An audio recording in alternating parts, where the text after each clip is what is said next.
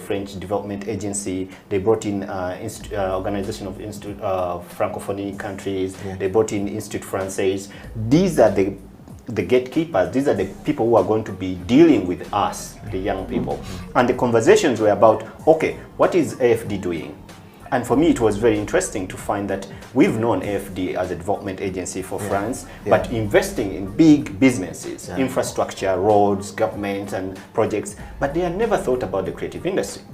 And for them to have this conversation, influenced by the French policies on how to engage with the new Africa, and also realizing that their politics has not worked, but the many young people now are taking over in Mali, in Gambia, they are realizing that these young people, they don't know what's going on with them. They need to get to tap into their knowledge and see what's going on in their head so that they can also understand them as well as support them.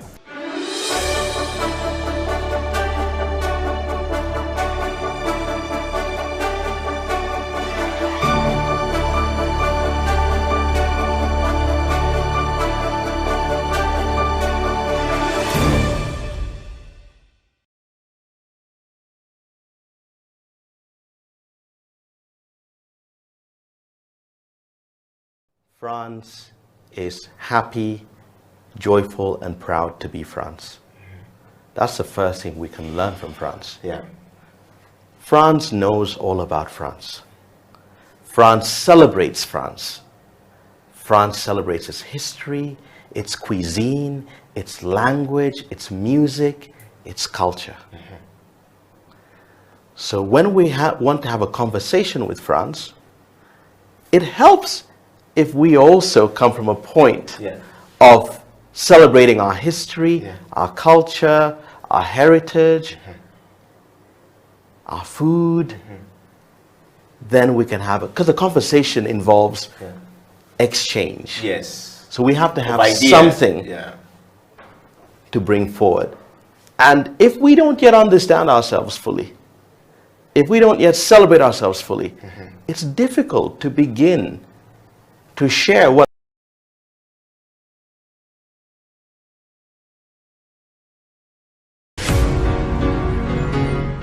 I joined Seed Show to gain exposure, to become international. I feel through this I'm going to be normal.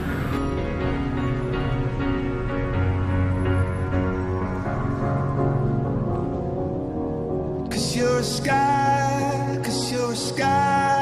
full of stars.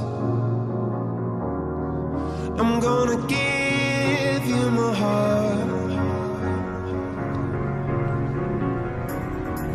Cause you're a sky full of stars. Cause you light up the path. I don't care, go on and tear me apart. I don't care if you do. My biggest reason why I started the CD show was the force and the lack of an identity in Uganda, and also a community that can bring the designers together. It all started from these good designers I always meet, and they don't have support. You look at someone is so excellent, but imagine working from home. Others are working from boys' quarters. Others are working from garages. So basically, when I add up all these creative people I see, we have no reason why still Uganda is recognized by Amini's regime. If we have these creative people, why don't we promote them for the country to grow? We need to celebrate our own talent. So when I bumped into this American embassy diplomat, I pitched her and she loved the idea. That's how the partnership started. Though the biggest challenge we're having now, we lack space. Sometimes the embassy provides us with space. Our vision basically is to create a community of designers and to identify Uganda's fashion. We need to see a generation where designers look at the environment and turn it into garments so that anywhere in the world someone can recognize that this fashion is from Uganda. We started by a small number in 2014. We're looking up to a bigger number because we have so many designers, but the facilitations we have can't manage us to accommodate the biggest number. We started by hosting our event at US Ambassador's residence. Then after we welcomed the Kampala Fashion Week on board, and then for the third year we welcomed Bayimba International Music Festival, though now we're looking up to having our dream event and get all the networks in the industry. We've been working with some local volunteers from the industry, but since the number grows, we again need more trainers to help the designers.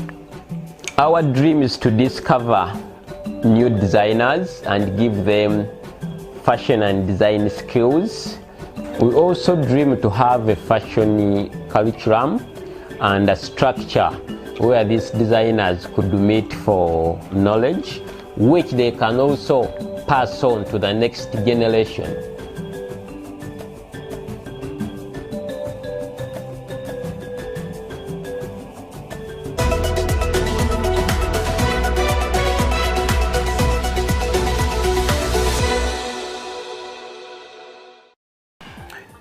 Do you think this relationship, this new direction from France, actually should be taken serious by the Africans? Definitely. I think if the French were not really engaged and ready to, to create this new paradigm with all the young people in Africa, they wouldn't have invested so much into this whole conversation. I think what is important is really to recognize the fact that France has had a lot of trouble in Africa, given its Francophone territory in West Africa. And then it had also had a lot of disconnection from the Anglophone, the Russophone, and the Spanish-speaking African countries. So when you find the investments that France make in the Francophone Africa are not the same investments or opportunities that are in the Anglophone Africa and the Russophone Africa, when we talk about the Portuguese-speaking African countries like Mozambique and Angola. So they are realizing that, okay, if we have people in Africa, they're not only living in the Francophone African countries, but they're also living in the Anglophone countries. And I think the strategy here, this is my observation, is that it's not that it's going to be a direct government engagement with young people. No, I think that's why they brought in partners like INPay, which is an investment agency. They brought in like AFD, which is the French development agency. They brought in Organization of Francophone countries. They brought in Institut Français. These are the gatekeepers. These are the people who are going to be dealing with us, the young people. And the conversations were about, okay, what is AFD doing? And for me, it was very interesting to find that we've known AFD as a development agency for France, but investing in big businesses, infrastructure, roads, government, and projects, but they had never thought about the creative industry. And for them to have this conversation, influenced by the French policies on how to engage with the new Africa, and also realizing that their politics has not worked, but the many young people now are taking over in Mali, in Gambia, they are realizing that these young people, they don't know what's going on with them. They need to get to tap into their knowledge and see what's going on in their heads so that they can also understand them as well as support them.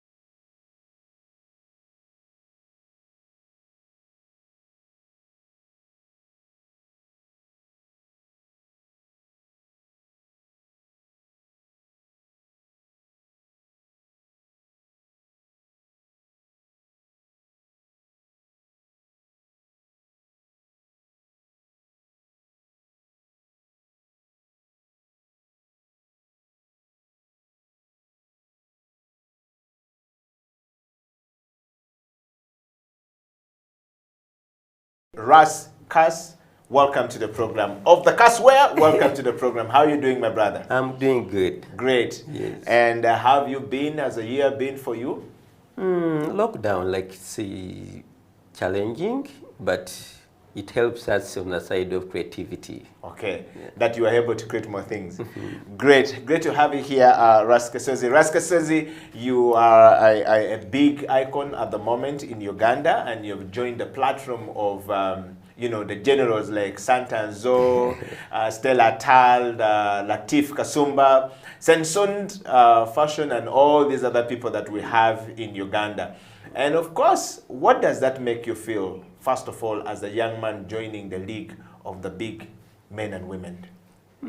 I believe we all have to share the cake of the world. Like, we shouldn't discriminate. We're all human. We have to struggle for whatever we want. Yeah. But it's another lesson to me, because me basically I'm coming from the ghettos. I never thought I could make it this big. I'm not yet to my goals, but I also appreciate for the journey I've taken, because when I see my background and where I am now, a bit I struggle. So I try to change the mindset of people. Yeah. Okay. Well, I want to say welcome to the show, Ras Kasozi. Ras Kasozi is the founder and artistic director or creative director or fashion director of Ras Wear or Kas Wear, and of course is the fashion design house known now internationally from Uganda. We're going to dig deep to basically know who Mr. Kasozi is and where he comes from, which part of this country, who are his ancestors, where does he come from, so that we get to know him a little bit more from a personal point of view. But on that note, I would like to invite all of you guys watching the show to share it far and wide. We're live on Facebook, on Twitter, and on YouTube. Please feel free to share far and wide and enjoy the conversation with Ras Kasozi. Mr. Kasozi, welcome back to the program. First thing first, who is Ras Kasozi? And what is the meaning behind your name? If I'm watching the show from New York, from Vancouver, or from Egypt, and I don't know you, or even from the northern part of Uganda, from Barara, from Tungamu, from Kasese, I don't know you. Who are you? And what are the values that define you as a person? Basically, I'm an African. Like, Ras, R-A-S, to me is African. And then Kasozi is my indigenous name, meaning I'm from Ngabi clan. Yes, so I'm typical African. Yes, from like I'm in Uganda, basically. Yeah. And which part of Buganda? Oh, yes.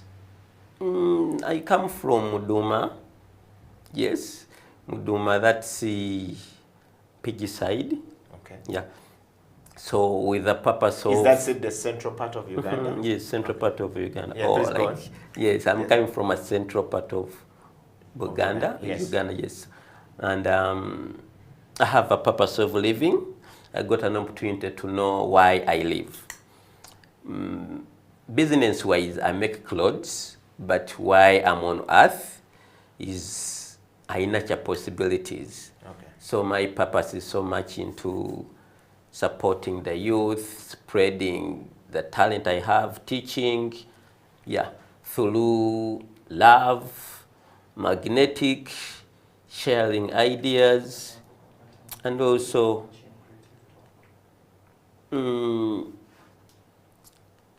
self-confidence.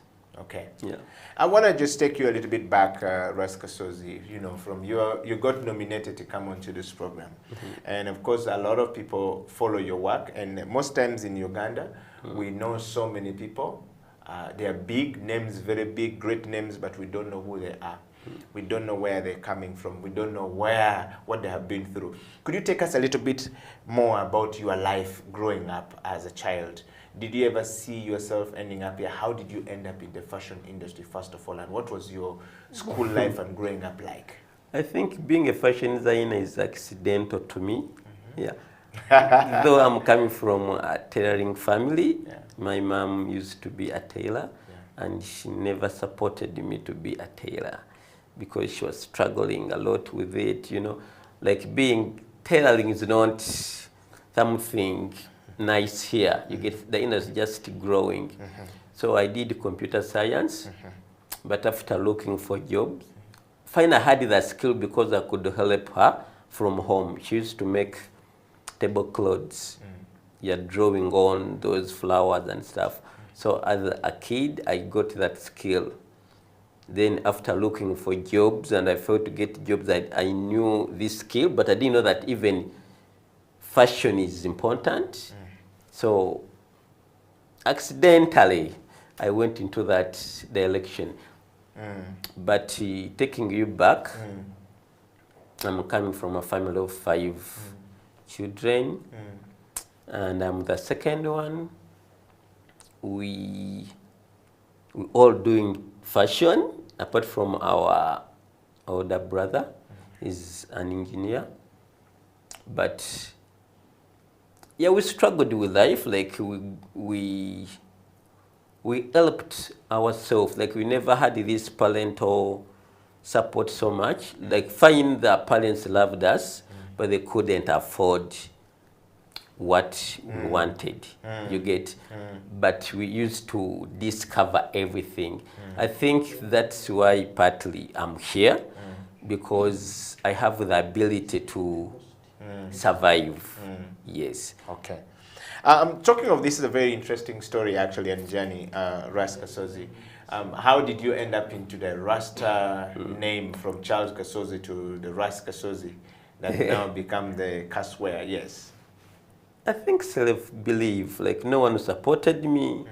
All my family members are cool, you get this gentle. Yeah. But I was not inspired by anyone. Yeah. I don't know why I choose that way, but I think it's from the struggle we went through. Yeah. You try God, God used to help you. You try your siblings, they used to help you. Yeah. And then you get this habit of surviving by your own and having your own identity, having your own passion. That's how I turned into, I think that. Yeah. Of course, God helped you because you are still alive. You are still alive in the struggle and the process. You could have, died like many have done. The fact that you had the spirit behind you that will allow you to think, to say, no, I'm more than this. That we always say is God, the spirit that is beyond the human being we can't see. That's how we call it. But thank you very much, first of all, for knowing that you have actually come from there. Now, let's talk about, you said your mother was a tailor and you got into tailoring by accident. Learning from you is a very interesting thing. A lot of people out there may not know how to, turn around their situation.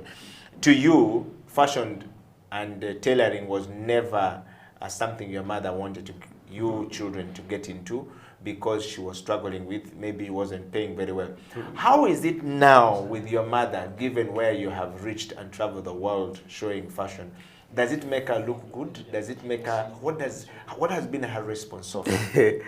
Unfortunately, she passed on. Before you became a superstar? Yes. Now, a little story about that. Yeah. I did my first showcase from Baimba. Yes. That was 2010. Yes.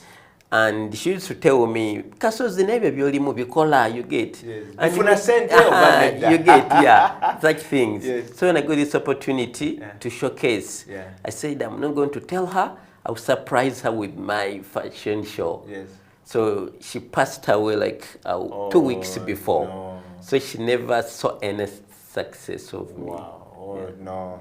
That's sad. I mean, for parents should have been able to see what you're doing. Let's talk about a little bit about your father. We boys always have some father figure in our lives, and if they're there, was he a fashionista?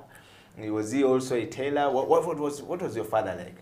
Oh, my father is a cobra. Okay. Yes, so he's also an artist. Yes, makes shoes. Yes. So I think I share the talent from both sides. Okay. Both my parents are artists. Okay. Yes. And did your father ever supported you in your journey of becoming an artist? Yes, he did. After school, as I told you, I was in a journey of looking for a job. Yeah. I told him I want to know how to make. I wanted fashion, I think. Yes, I told him to do fashion, but I didn't know the entire fashion. I knew tailoring. So he got a friend who was supplying uniforms to St. Lawrence. So he connected me to him with the purpose of me learning making suits and make uniforms for St. Lawrence. So I went to Chiembe. He paid for me 300,000 to learn a coat. Yes, that's where my mind opened, and I loved everything. So I ran away from the lessons and started doing my own thing. His dream didn't happen. I never made even a single uniform for St. Lawrence. So what did you do with the 300,000 he gave you, Uganda? I went and learned like 1 month the basic knowledge I got for suits was enough for me to know how to make everything, bra, pants, hats, and everything. So I started doing like online books and stuff. Wow. Well, we're talking to Ras Kasozi here. Charles Kasozi is Kas Wear, if you know him, a fashion house springing out of Uganda locally here to the international fashion scene and stages all across the world. And we're going to be sharing a little bit more about Kasozi and his work. And of course, I want you to share this video far and wide. If you're a fan of Kasozi, please make sure it reaches far and wide. We're live on YouTube, House of Talent UG, of course. And, you know, go to our Twitter. It's live for those who are driving and for the upscale people to follow, you know, the story of a Ugandan man who is going around the world changing life. Kasozi, before we take a break, we want to talk about a very fascinating story you talk about here. Quite a lot of times when we're young and we're looking for money to do stuff, parents sometimes may not have the money to give us. We don't have uncles to give us. Our story in Africa is a bit different from the stories of people across the, you know, other continents in the world. I want to know from you, you know, and of course somebody who's watching this show either from here or a child watching in Myanmar or wherever they're watching, or in Congo where we're watched very much, would want to know, if I don't have the money and I have the passion and I have the zeal and I have the drive, but money is also needed to start it, how do I start? Where do I go? At least for you, your father gave you 300,000 to go and do a course. We don't know whether you spent the whole school fees or you only spent 1 month, took part of the school fees. What happened? How did you start, you know, your fashion? Did you get money from somewhere? How should one start if I want to start? And I was like Kasozi. I think we should try to be close to people who love what we do, basically. Because even me, I managed to skip from that low level to another level because I had networks. Yes. Just me and Mia meeting Gloria Wavamuno changed my mind. Because I used to be Muyayona Street. So someone introduced me to Gloria Wavamuno, that I'm good, me I didn't know. Then, I lost my phone like over 2 months. So surprisingly, I got a text from Gloria. Kasozi, I've been looking for you over the last 3 months. Then my mind was like, the daughter of a tycoon is looking for me. I was even moving on Lumu Street. So that changed my mind and started respecting myself a bit. Like, somehow I'm important. If someone important is looking for me, that's opened my mind and started to know that I need to be serious, have a skill, have a business, and also work more with my fashion, because by then I was still an amateur. So I never had money to go to buy books, and no designer could invite me, So I got to know basically all the knowledge through Alistock, but I couldn't afford any book. I could go open and feed the mind. I move out, I make notes before I forget. Wow. Kasozi, I mean, right there's an art of creativity when you're talking about this thing. It's not everybody gets to that point. Ladies and gentlemen out there, we are talking to Kas Kasozi of the, Kas Wear, and is a Ugandan fashion designer. Now you've had the first background story of Kasozi and where he comes from. We're going to take a break, and when we come back, creative industry will will continue talking to Kasozi, and we'll be able to ask Kasozi to tell a little bit more about, you know, the things he's doing now and how he ended up, you know, the first plane out of Uganda. What happened? Where did he go? And how did it feel like, you know, from the suburbs of Kampala, PG, to the rest of the world? We're going to get to know that in just a minute. Stay right there. Creative Unity Talk. We'll be right back after this break.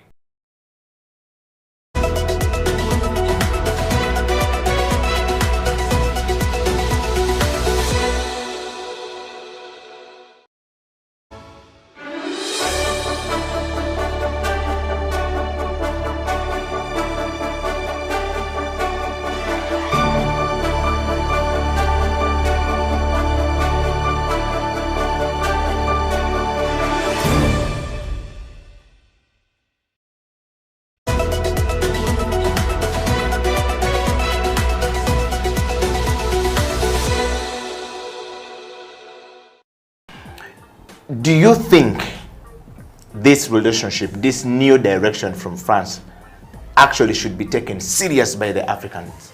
Definitely. I think if the French were not really engaged and ready to, you know, to create this new paradigm with all the young people in Africa, they wouldn't have invested so much into this whole conversation.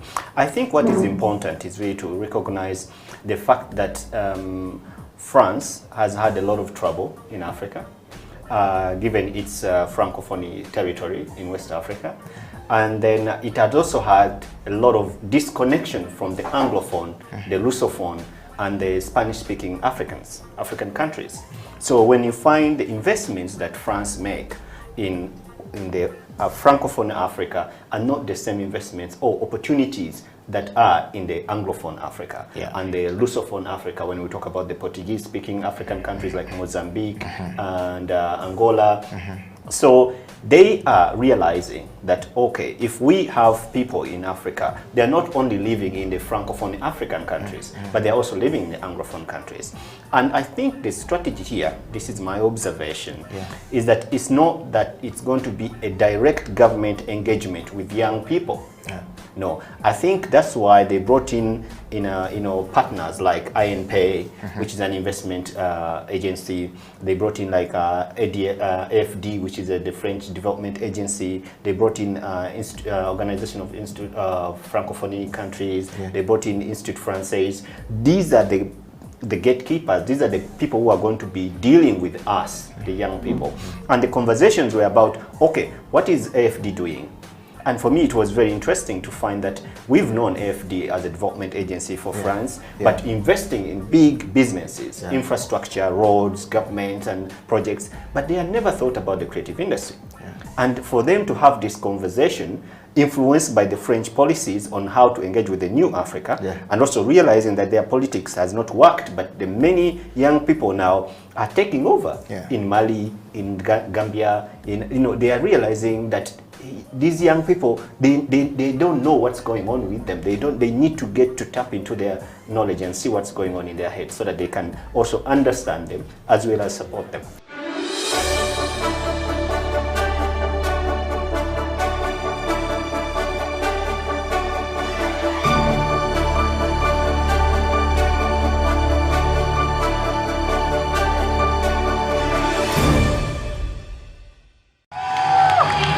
My biggest reason why I started the CD show was the force and the lack of an identity in Uganda, and also a community that can bring the designers together. It all started from these good designers I always meet, and they don't have support. You look at someone is so excellent, but imagine working from home. Others are working from boys' quarters, others are working from garages. So basically, when I add up all these creative people I see, we have no reason why still Uganda is recognized by his regime. If we have these creative people, why don't we promote them for the country to grow? We need to celebrate our own talent. So when I bumped into this American embassy diplomat, I pitched her and she loved the idea. That's how the partnership started. Though the biggest challenge we're having now, we lack space. Sometimes the embassy provides us with space. Our vision basically is to create a community of designers and to identify Uganda's fashion. We need to see a generation where designers look at the environment and turn it into garments so that anywhere in the world someone can recognize that this fashion is from Uganda. We started by a small number in 2014.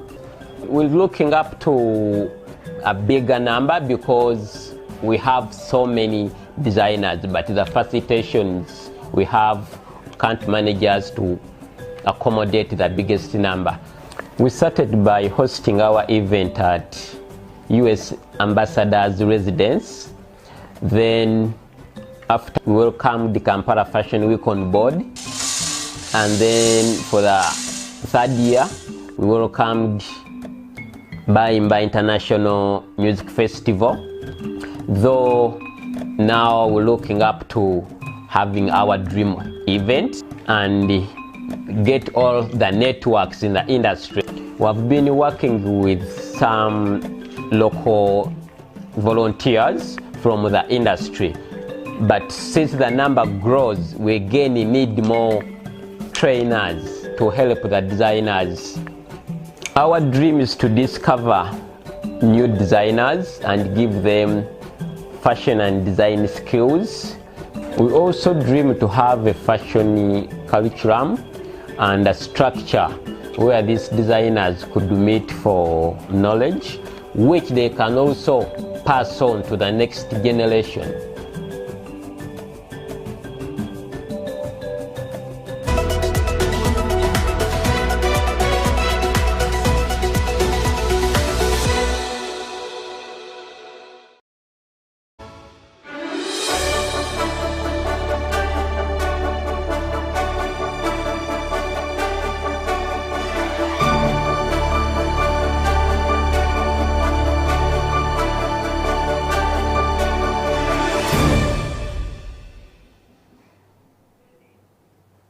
Welcome back from the break. This is the Creative Industry Talk. My name is Eddie Okila, and this particular show today we're talking to a young man from PG, the central part of Buganda, who is the fashion designer Ras Kasozi, a.k.a. actually known as Charles Kasozi, is a Ugandan boy who is a fashion designer. And of course, you've had the first part of the show when we're talking to Kasozi about his background and how, you've been able to go across the world. Welcome back to the program, Kasozi. I know we talked about the background, and I like so far the story. It's very authentic, how it comes out, and how you got inspired into the fashion industry. The story with Wavamuno's daughter is quite a very amazing story right there, that somebody texts you and then you're able to realize, oh wait, I'm actually important. If Gloria Wavamuno is looking for it, means that there's certain value that she gives me which you are not giving to yourself. That in itself is a plus, going forward. Mr. Kasozi, would you tell us a little bit more about the journey from the local scene of fashion design here to the international stages that you've been able to go, It's been quite challenging, but it takes self-confidence. Yes, from the start you need to know what you want. Like me, I've been an artist, like I'm born an artist, though not knowing which direction. I've tried all kind of art. Yes, and I always apply too much art in my fashion. Though as we grow, meet different people, and they tell you more about what you do. That's why I always say we need to be close to people who understand our vision. Yes, people who can support what we do. For example, my first international platform, by then I was working with Babaluku, Bavubuka All Stars. Yes, I was part of it. And for him, is from this international scene. So he grabbed all my photos and applied unknowingly. Yes. Yes, because he knew I couldn't understand that. Yes, yes. So I applied after. He told me, Kasozi, you have a passport? I said, yes. Then he chilled it. He told me, yeah, next month, you coming here. I couldn't believe that, of course, yes. I know he was just encouraging me to work hard because I couldn't know that I deserve that or I can be part of that. Because I was even the first African to be to Vancouver Fashion Week. Yeah, and Ugandan, you get coming from the ghettos. I was working from this corner. You get like a smaller place, paying 50K a month. You get so that wasn't my platform. When it reached to 2 weeks after working on all the papers, they told me, you go to Canadian consulate and ask for visa fee. There, I got that I think it was a month before, I started to panic that it was serious. And with that month, I had to spend 2 months from Kenya processing the visa. You know, in our mindset, too many visa tebazigaba. And with art, you work with motivation. So every time I could try to get a piece of paper to sketch, I could get nervous, think of a visa, I failed. Till after the 2 weeks, I got my visa and I started sketching. I remember I did my sketches even from the bus as I was coming back from Kenya. When I reached home, I started sleepless nights. I made my collection in two weeks. That was 48 pieces. One person. Wow. And a miracle happened to me. I had to fly 3 days before the fashion show. And I planned to finish on that exact day. So accidentally, I didn't know, I left here the same date. I spent 18 hours on the way and I reached the same hours I left here. You get so I advanced like 24 hours. Yes. So I got that extra day to finish my stuff. But that changed my mind so much because I reached to Vancouver and they always go through your work. If it doesn't reach that standard, you don't showcase. I was on a big panic. But models showed me that I've passed that. Models were grabbing, fighting for my pieces. I never even wait for from the local stage in Uganda here. To now model fighting for you, and this was your biggest stage. How many stages have you been in Uganda before this opportunity to go to Vancouver by then? I think I'd done two. I'd showcased to Silk and Bayimba. So first was Bayimba and then Silk. Then my third was international. Wow. And on that show, I tend to be among the top 3 designers. And I was showcasing with Michael Kors, you know. So after that, people loved my collection so much, and I got another opportunity to showcase my collection again. I remember they were launching some electric car. They had produced. So I was their entertainer. So I loved the tour so much, and it changed my mindset because the love I got there, I never had it here. So I was like, why my home people are convincing me? So I came back very tough with another mindset. Fighting for myself. I want to know from you, this is a very compelling story. If you're following the show, it's a Creative Industry Talk right here on House of Talent Television. My name is Eddie Okila, and Kas Kasozi is in the studio, or Kasozi Charles, who is Ras Kasozi, is on the program, and of course we're talking about his journey to the national, from the national here, from the local stages in Uganda to the international platform in Vancouver, Canada, and that's a very fascinating story right there. Again, earlier on you talked about we need to surround ourselves with people who will inspire us. I want you to take us back. You are now in Canada. You have been, loved, and you came back with a different mindset altogether. Did you earn money, or money wasn't a biggest motivator at that point? For them, it's automatic. It's the system. It's not about me. Yes. It's about the system. Yes. It's like however much you want to travel to Iganga without paying, the system is, they need your ticket in the bus, you Yes, get. yes. So for them, they know the system, Yes. that fashion is a business. Yes. After showcase, for example, what happened to me after showcase, I thought, as usual in Uganda, after showcase, you pack your stuff in a suitcase, you go home. Yes. But for them, after showcasing, they had to announce my pop-up shop. Yes. Yeah, they got a big shop. I got a day. Yeah. They put everything they had aside and display my stuff. Yes. So people came and purchased everything. And I love the way they did it. They were asking me, like I had a manager that time. Yes. She was called Christine. Yeah.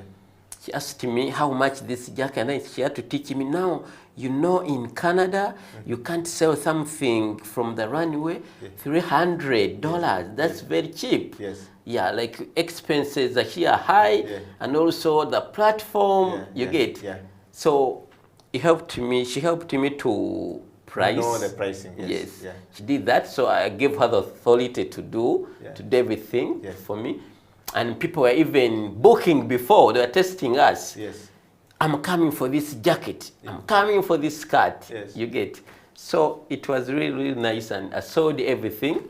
When you're flying, you always have your shopping list. Yes, yes. I had my budget here, sewing machine, camera, you get. I got everything I wanted. Yes.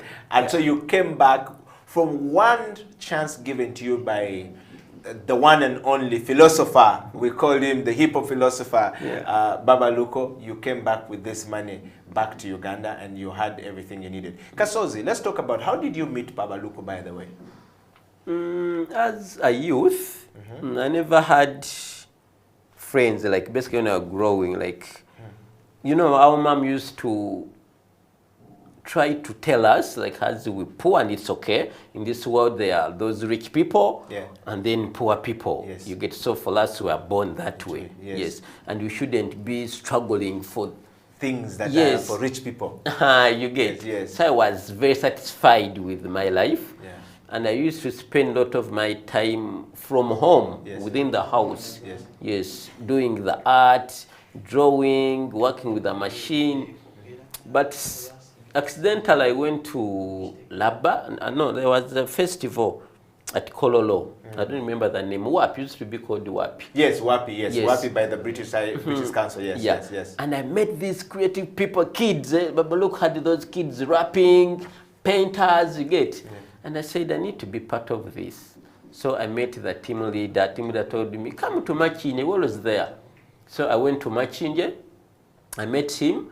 I think I used to go there every week. I went there for a month. And I was just doing nothing. Kids were rapping, painters were doing painting. Me, I didn't know that I have even a talent. Till I said, I think this was going to chase me away. Yes. Every time I come, I just sit here. One day, I said, I think let me try to make a jacket. I didn't know that's even important or what. Yes. I started to make I went to a window. I got a very cheap jacket and stitched his face here. Like I have the ability to do portraits using a sewing machine. When I reached to the... You stitched Baba Luko's face. On a jacket I'd made. Yes. Everyone was very happy and amazed about what I did. So that's how I got also... From the background of being there, just waiting. I didn't know that... Yes. I know how to do repairs and making some small things, but didn't know that it was nice or what. So you know, as a creative person, Babaluku, so you welcome me. Yeah, now you know I've done this. Yes. You can do this, yes. And everyone was coming. Other youth. That's yes. How even I got even my brand name yes. From there. Yes. So we used to have someone doing graphics came and say, Kasozi, now you Kas Wear. Yes. And let me make for you a logo. You get, and I got a brand name. Yes. Yes. Rappers used to come and tell me, yeah, you got to make for me shorts and yes. Stuff. You yes. Get, so I got the love and to know that. Yes, fashion is good, and now let me settle to this. Wow, wow. Yeah. Well, if you're following the creative industry talk anywhere across the world, Eddie Okila, Ras Kasozi here. We're talking about Ugandan fashion to the international fashion stage. What a story right there coming from Ras Kasozi. Charles Kasozi is his real name, as a Ugandan born, a Muganda by tribe, from the central part of Uganda. Your story is very fascinating, Kasozi. I'm enjoying the show with you today, and this is a very interesting creative industry talk. I want to just encourage everyone out there, go on there and share the story of Ras Kasozi far and wide, and make sure that there is so much love coming to this brother, and go and buy. And of course, I want to give a big shout out to my brother from another mother, Baba Luko. This is like the coolest story I've heard from Baba today of changing the life of Mr. Ras Kasozi. Rasta, let's talk about this, learning from the international. You are now in Vancouver. You have learned something. Did you learn something from there? What did you pick from Vancouver when you came back to Uganda? You were able to say, you know what? I've learned this. I want to do A, B, C, D. And so my question to you is, did you learn from the international fashion stages? And what were the challenges that when you came back, you were able to fix? Basically, I was different. I think by the time I came back, my name was everywhere. Yeah, everywhere. So by the time I landed here, I had to do so many interviews, and I never had experience into that. Yes. So my life started to change a bit, and I don't like the celebrity life. You get my life. Because you were told you were poor, you should stay this side. Yeah, now you are being yeah, you have to dress this, do this. Yes. And it's not my thing, you get. Yeah. So I love to keep a low profile, but I got to know the value of fashion. Yeah. Because they took me around so many shops. Yeah. And so many designers, international designers, everything was different. Yeah. So I was like, why at home they're not doing this? Yes. So what came into my mind was to focus much on the international platform, because I'm loved there more. Yes. And I have a lot of clients outside Uganda than you are in Uganda. Yes. So, wow. So to me, I'm so much into developing youth's talent in Uganda and getting money from outside. Yes. So I learned that in Uganda, maybe fashion is still starting, it's still young, yes. The way we take fashion is not the way it's taken outside there. It's a big business, and here it's about talent. You get? Yeah, the same thing I've told you about fashion shows here. Fashion shows are about entertaining. Yes. You like perform. Yes. But see, outside there, every year, brands come up with trend and they have to launch them. Yes. After launching them, they sell the copies. Yes. And that becomes what we wear as fashion in the world, all across the world. Yeah. I mean, Kasozi, that's a very interesting learning. Did you face any challenges along the way? I was super excited. I think I was young, yeah. And people loved me so much. So I was just receiving, yes. learning everything. Yes. Yeah, just I remember I used to tell them, like they used to make joke out of me. I never wanted to drink water. Like they know for them, water is life. Yeah. And with me, I used to know, I take water because I'm poor. Now I'm in Canada, I don't take water. I totally refuse to take water. And they were making fun of me. Wow. But the biggest challenge was, how do you leave Canada and come back to Uganda? You get, whereby now you have learned, and what you have learned doesn't work back home.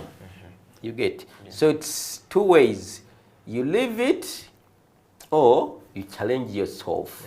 You get, so now we're having the internet.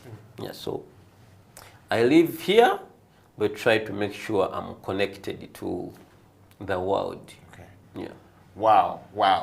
Thank you so much, Kasozi, first of all, for that moment. And thank you very much, everybody who's watching the show from all across the world. Thank you for being part of the Creative Industry Talk, growing bigger and better. We're going to take a break. And when we come back, Kasozi will tell us a little bit more about the new program is doing called the Seed Program, which video we're actually going to play right now. And of course, what are the advice that he can give to the young people who have not been able to, get opportunity like him, or who are looking for such opportunity like, Baba Luko gave to Kasozi to go across the world. But also, we would want to know from him, which other stages has he been to since the Vancouver, experience and the collaboration that have been happening. Stay right there. Creative Industry Talk. We'll be right back after this break.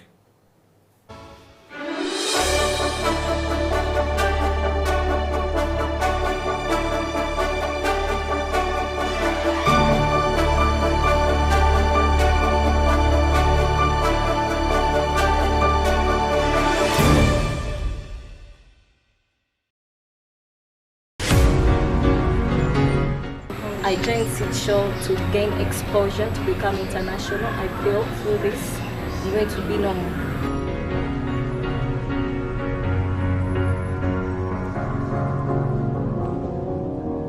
Cause you're a sky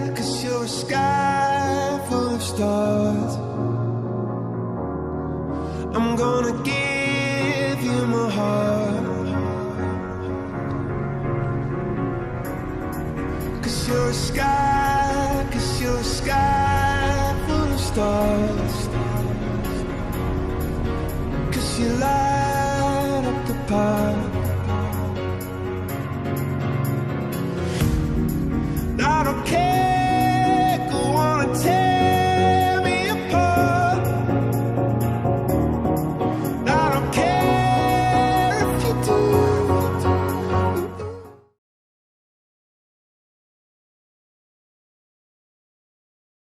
France is happy, joyful, and proud to be France. That's the first thing we can learn from France. France knows all about France. France celebrates France.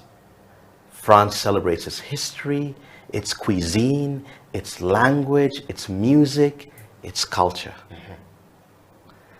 So when we want to have a conversation with France, it helps if we also come from a point of celebrating our history, our culture, our heritage, our food, then we can have it. Because the conversation involves exchange.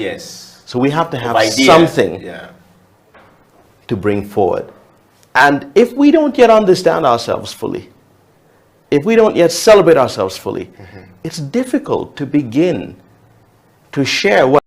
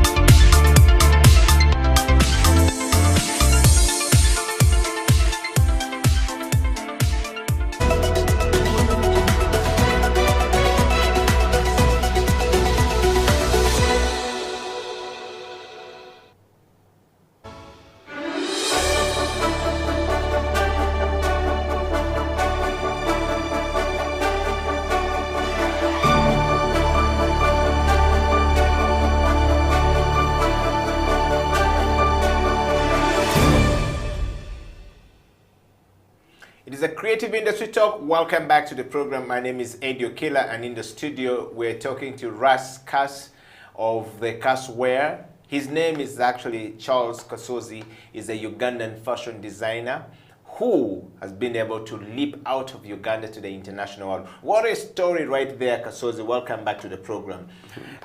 You know, most people get there, make money, or do the fashion, or do the performance, and then usually those who connected them to this kind of stages usually take the money. In your story, you had a manager, and we've not seen anywhere where you're talking about your money being taken, or you sold the first piece and you never got the money, you came back here just the way you left, but you came back with everything.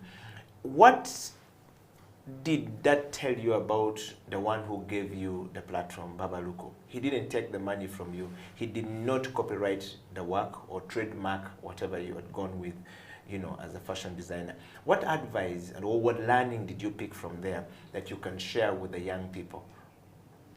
I think that wasn't much of my focus. In fact, I never wanted the money. What I got was just enough for me. But you know, when you're in this partnership, and himself knew I'm bigger than that because we're just starting. You get, it's like cutting a tree you're standing on. You get, so that was just a beginning. I think he couldn't take that little money. It was our capital to go far. You get, But I think he is still in life. We all need that management bit. We can't do everything by our own, as long as you work with the right person. Okay. I have a question for you, Kasozi. Let us talk a little bit more about the other platforms that you've been able to go to. That was not the only stage that you've been able to go to. You've been able to go to many other stages all across the world. Could you share quickly the experiences and how many stages have you been through across the world, and what have been your experience as we move towards your new thing of teaching the young people, you know, fashion? I think experience is different according to the country and according to the year. You get, I used to be excited, but now it's more of work. You get, I travel for work. But last time, years back, I used to also be excited, playing, and then meet so and so. I post so much on Facebook. They need to know, now I'm in America. They need to know. Now I'm not so much into that. I'm so much about. Let's talk about this picture here. Where was this? That was Kampala Fashion Week. Those were my students on the fashion show. Yes. And let's put on other pictures, and you just take us through some of these pictures. So you said you are not about now taking photos and posting pictures. Where was this? That was Vancouver on my second show. You see, I'm short there. Those were my models. Wow. And this one here? That was at American Embassy, our first CD show project with Ambassador. Very excited himself. And here, what were you doing? Here, that was a summit for Still CD show. They meet a Bryans, a very influential individual in the fashion industry. So I try to expose these young designers to the industry, because I know it's not about knowledge, you feed them, but also they need that exposure, it changes their mindset. And here? Here, that is the Research Center for American Embassy. We do our workshops from there. They give us space. I wanted to ask you a little bit more about the SEED project. You keep talking about the SEED project. Tell us about the SEED show and the fashion that you talked about, and what opportunities it presents to the young people. Let's talk about it. So SEED in full is skilled, expressive, entrepreneur designers. So I myself, I get so many messages on social media about teaching than even business. So I discovered that in Uganda people want to learn more, and I don't have this space. So when I bumped into this diplomat from US Embassy, I pitched her about my idea. Yeah. She loved it. She gave me little money for the start. She gave me a call and said, Kasozi, we're doing this entrepreneurship week, but you left this little money. How can you use it? What was the little amount? I can't share, of course, but just know it was little. Yes. And I thought of doing my... Little in context of what you got in Vancouver and what you've been getting in the national stage. Is that what you meant? On the money that makes an event. Okay, okay. Yes. Continue. So I thought of doing a collection. You saw how little it was. Yeah. I thought of doing a collection for my brand. Yeah. But then, because I had the time, I told her to give me 2 weeks to think about it.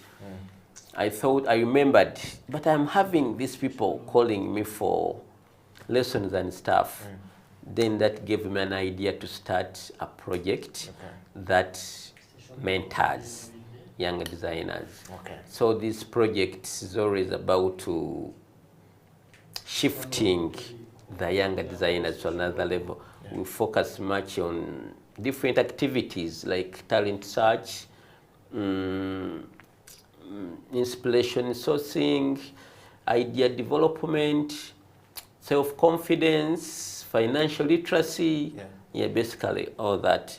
So I get these designers and we camp. I be with them. We get connected.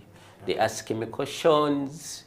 We learn, we share ideas, and at the end, we exhibit with the purpose of introducing them to the industry. Okay. Yeah. So what opportunity do you think this seed show and the training that you have present to the young people and the younger, fashion designers coming that may never have got an opportunity to go to some top fashion, colleges or universities, but they're having it from the first-hand experience of also another young man who has come out from them and be able to do great stuff? I think youth should join SEED because it changes their mindset, basically. I use this as my example. I didn't know that I could also make it this big because of my background. Yes. But I believe we all can if we get the exposure. So I'm so much into sourcing these established people. They meet them, they mentor them, and they get to know, if, for example, working with the American Embassy, you get some of them, it's their dream just to enter the American Embassy. They go in an American Embassy, they meet these diplomats, and they feel very proud, you get. So that's how we started. And also working with Kampala Fashion Week, people meet designers, they're there down, they never dream to meet this high, but their work meets the standard. So we work much with the mindset and also originality. In Uganda, most of the ideas designers get are sourced from the internet, and they kill their ability to develop concepts. So I'm so much into teaching them, how do you look at this coffee and make a garment? How do you listen to this sound and make a garment? How do you look at someone crying on a street and make a garment? So I give them, I awaken this ability to them to be able to develop a garment inspired by their own creativity. For example, this year we did a camp from Lunkulu. We gathered there, we stayed there for weeks and learned all these things. Okay.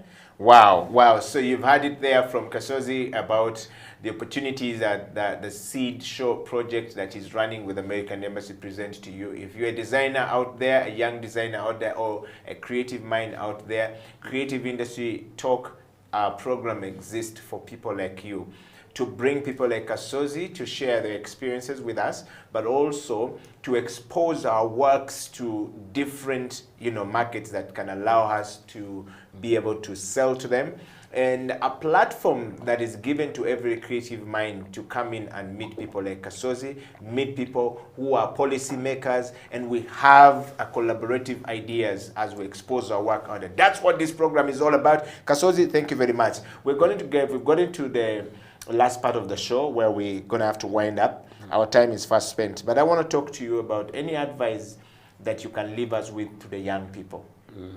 Yeah, a little before that, like right now, I'm working with the Baimba. Yeah, I started with American Embassy, but now I'm working with Baimba, and we're having something very exciting for next year.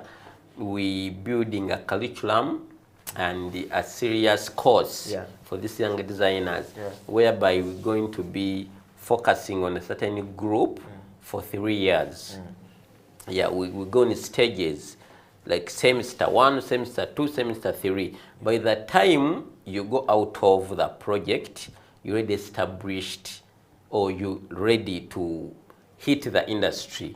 Yeah, because we want now to track everyone's success in this project. Yeah. Now going back to your question, you wanted any advice? Yes. I think it starts with ourselves. We need to know what we want, and again we need to look for opportunity. Yeah, we need to look for people who can support us. Most people think it's money, but they can give you money and spend it all. Yeah, it's about the networks. You need to be surrounded by those very important people. That's the advice I give them, because you can't be surrounded with rich people and be poor. You can't be surrounded by knowledgeable people and you start full, you get. You can't be surrounded by creative people and you fail to be creative. So let's get surrounded by the people we dream to be like. Yeah. Wow. Thank you very much, Kasozi, for coming to the program today, and thank you very much, everyone. We want to say we always do this on the Creative Industry Talk, where we have to bonga. So we do this and we spread love. So we're going to have to spread love from the passion of Kasozi to the rest of the people. But thank you very much for coming to the program today. We really appreciate you, and we're looking forward to having a moment with you in coming days ahead, and also with your project with Baimba. We're definitely going to pay a visit and see how that is going to work. I'm very much excited to hear that it is coming out as something that you're going to take people through in this partnership, that by the time I have come out of that place, I'm an accomplished fashion designer ready to go to the market. Thank you very much for that and for opportunity, and we're wishing you the very best in your journey of of making the world a better place with your fashion and with your dreams, and of course with your partnership with great people. Now, to all the people out there, we have come to the end of the show. Eddie Okila, Ras Kasozi or Charles Kasozi, a.k.a. Ras Kasozi of the Kas Wear, a Ugandan fashion designer from the local scene to the national to the international stages. I've been on the program here, and we're signing out. Until next week, Creative Industry Talk has come to an end. Eddie Okila and Ras Kasozi signing out. To all our people who make these pictures look very good, and people who make the sound come out very good, and to all of you guys who send us your kisses and disses, thank you. Until next week.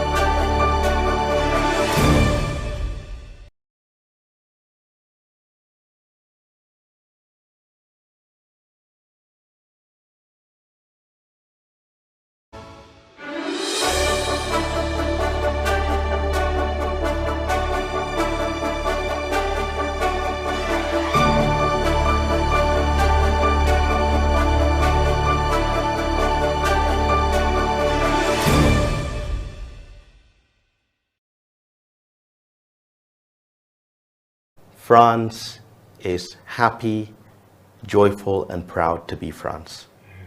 That's the first thing we can learn from France. Yeah. France knows all about France. France celebrates France. France celebrates its history, its cuisine, its language, its music, its culture. So when we want to have a conversation with France, it helps if we also come from a point of celebrating our history, our culture, our heritage, our food. Then we can have it, because the conversation involves exchange. Yes. So we have to have Ideas. something to bring forward. And if we don't yet understand ourselves fully, if we don't yet celebrate ourselves fully, it's difficult to begin to share what